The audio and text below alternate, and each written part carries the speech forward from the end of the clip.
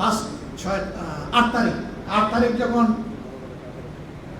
আমাদের উপদেষ্টা মহোদয়ারা যখন শপথ নেন, আমার পাশের চেয়ারে বসা ছিলেন একজন গুরুত্বপূর্ণ নেতা। তিনি আমাকে জিজ্ঞেস করতেছেন, এটা কি দেখলাম? আমি বললাম, আপনিই বলেন। তিনি বললেন, এইটাই মিরাকল, এইটাই আল্লাহর কুদরত।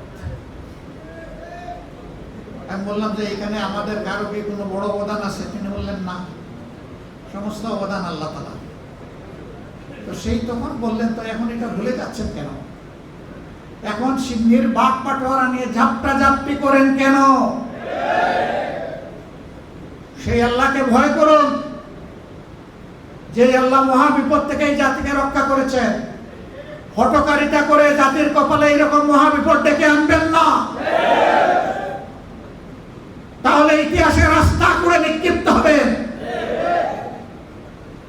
পরিশুদ্ধ হন, সৎ পথে চলুন, দুর্নীতিকে কঠোর হস্তে দমন করুন, চাঁদাবাজি নির্মূল করুন। কথা দিচ্ছি, আমরা 18 কোটি মানুষ আপনাদেরকে সাহায্য করব। কিন্তু জনগণের আকাঙ্ক্ষার বিপরীতে চললে এদেশের জনগণ এবং আমরা কাউকে ছেড়ে দিয়ে কথা বলবো না। আল্লাহ রাব্বুল আলামিন আমাদেরকে সেই শক্তি দান করুন।